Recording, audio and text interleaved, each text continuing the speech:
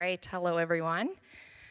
As introduced, I'm Coralie Craik. I'm the Chief Financial Officer here at Moose Jaw Church of God, and it is an honor to serve you. This year, we're into our fourth quarter already, and we want to continue to be accountable to you, our church family. And we have some exciting updates coming in just a few minutes, so let's first look to how God has provided in the year so far. As we review the revenue and expenses in the operations fund for the third quarter, which is July 1st to September 30th, we have revenues of $188,116. This matches our projections for the quarter, and that's encouraging because if you remember, at the semi-annual review, we were down $30,000 in our revenues. There were some government subsidies that we'd looked into to make up for the reduced revenues, and I spent considerable time going through the calculations, researching our eligibility and the application process. However, in the end, we've decided to put our trust in God that He will provide for our current needs and our future visions so that He would be glorified rather than worldly systems. If we look at the expenses for July to September, we see the total was $167,546.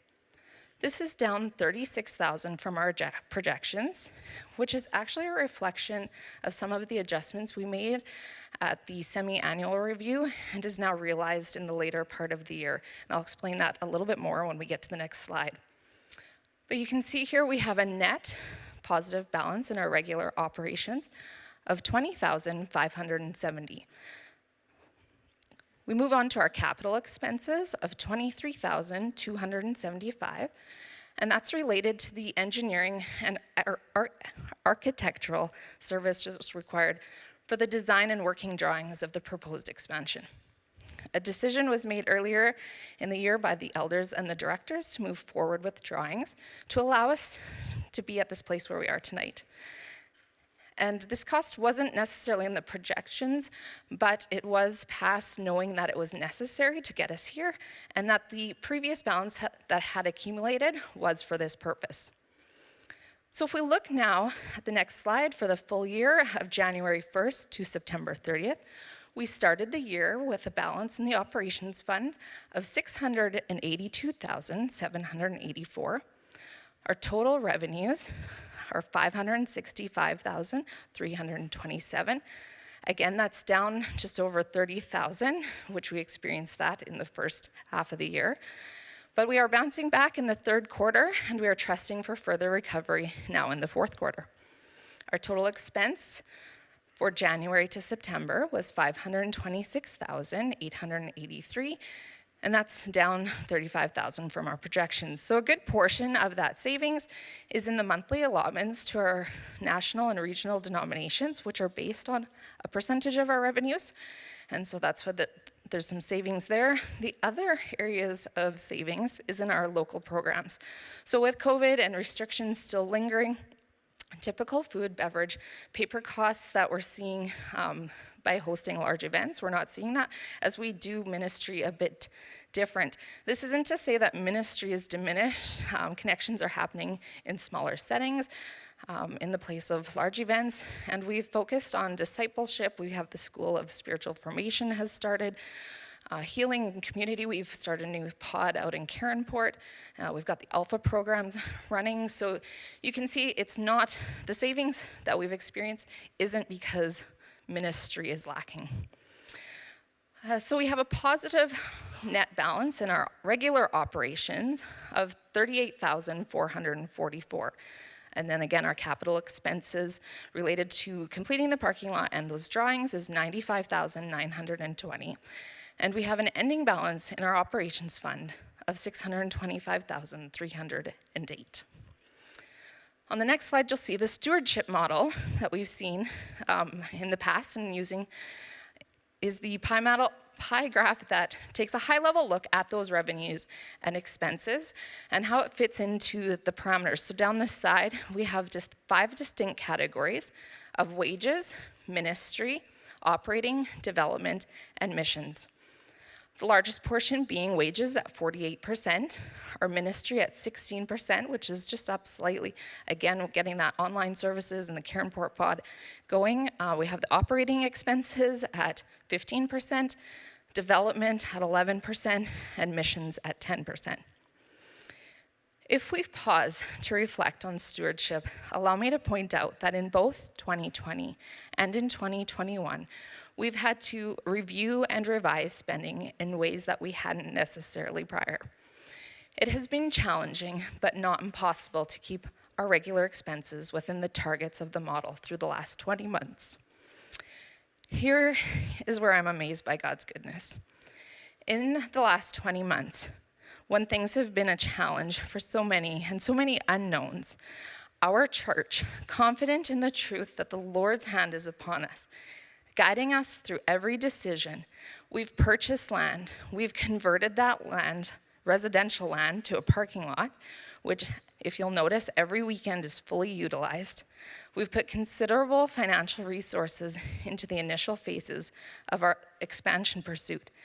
Utilizing the building, development, and operations funds, we've invested $500,000 into the vision and growth God has instilled in us.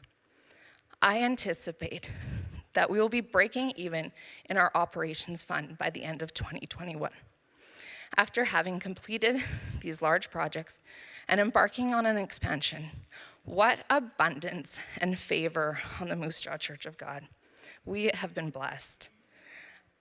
As we prepare for the future, we recognize that we will need to continue our commitment to careful stewardship if we are to accomplish, through Christ, all that he has for the plans that he's put in our hearts and minds of the COG leaders. You know that Pastor Larry always says our best days are still ahead of us. We are committed to work within the means that allow us to move forward in pursuit of God's best. We thank you, as we know we have not gotten to this place alone, and we cannot accomplish all that is before us alone. We need your help. As leaders, we acknowledge that sacrifices may be needed on a personal level for a season to accomplish great things, and we would not ask more of you than what we ourselves are prepared to do.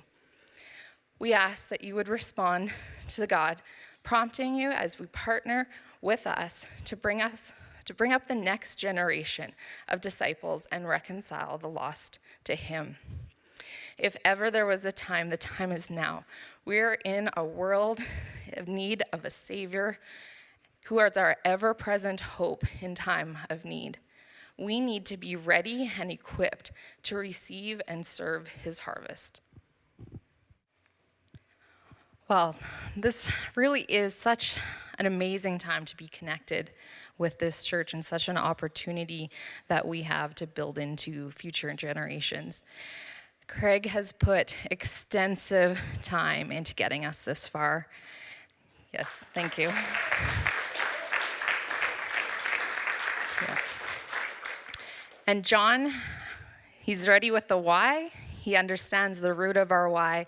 And he's going to come back in a few minutes and talk more about the how. But let me just interject here to answer some of those questions of what things look like financially so far on this project. So Craig has walked us through arriving at the expansion cost for phase 1 of $4.05 million. The bank will lend up to 75% of the cost. However, that amount is limited to satisfying a debt service ratio at a minimum of 1.25 to 1. So what that means is that for every $1 of debt we incur, we will need $1.25 to support the debt. And this is a ratio that is determined by lending institutions as a means to assess their level of risk. So you'll see up here I have a first scenario, and it's based on my earlier comment of the financial update that I anticipate in the operations fund that we're going to break even for the year. So that's just the operations fund specifically. As that follows through to the income statement, which is reflective of all funds and not just the operations fund, we'll show a net income on our income statement of $150,000. That puts our borrowing capacity at $1.9 million. The down payment required then is $2.15 million. Our current cash and term investments total $790,000, meaning we would need to raise $1.36 million. On the next slide, though, I want to show you how, if we act now, we can quickly move into a more favorable borrowing position. So in the dark blue on the right side, and this is where I suggest that we need to be, we would have a fundraising goal of $1 million. So to get there, if you've been poised to respond and you've tracked with us over the last number of years, if we've researched through different options, exhausted other options, and you're ready just for this announcement to contribute, then I ask that you take that step today. And on the offering envelope, at the bottom, there is a blank line, and you can put expansion in there and designate your gifts that way. As we communicate the plans that we're committed to, that you would show your support and commitment through your financial support today, this month, and in this calendar year. Increasing our revenues in 2021 by $25,000 will satisfy a higher debt to service ratio. $25,000 over 5 families, that's $5,000. So if you've already, like I said, been waiting for this announcement, we can attain this goal quite quickly in 2021, and the bank will be looking at those financial statements if we are to kick this off, breaking ground, building, expanding in 2022. We don't need to raise the whole $1 million in this calendar year, but I urge you, if you've already felt a nudge, that you wouldn't wait until spring and you'd make that contribution now. The other point that I want to be clear on is that this needs to be additional giving. Please do not redesignate your current giving.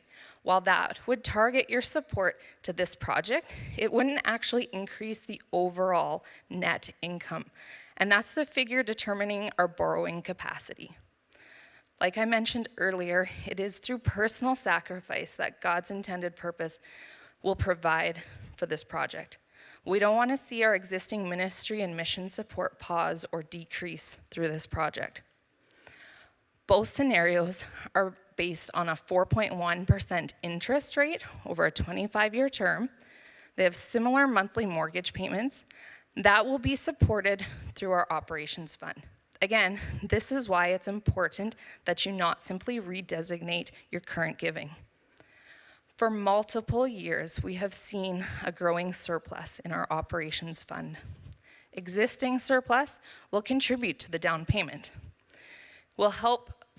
Continued surplus through the construction process will help with the rental space, and upon completion, the surplus will service the mortgage payments.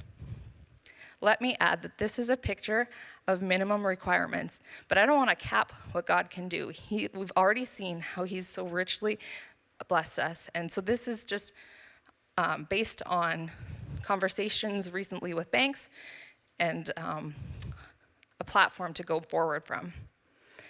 And this weekend's message was so timely in reminding us, like it's been mentioned, that we're not here to store up our treasures for ourselves, but rather in furthering the kingdom of God, and His timing is perfect. In a season where people have lost hope, He is urging us to press on in faith for His good work, for His glory.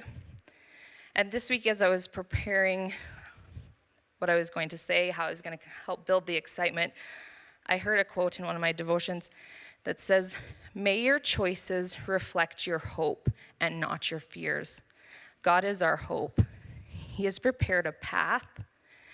Let's partner together to grow His hope in our community and cast out the fear."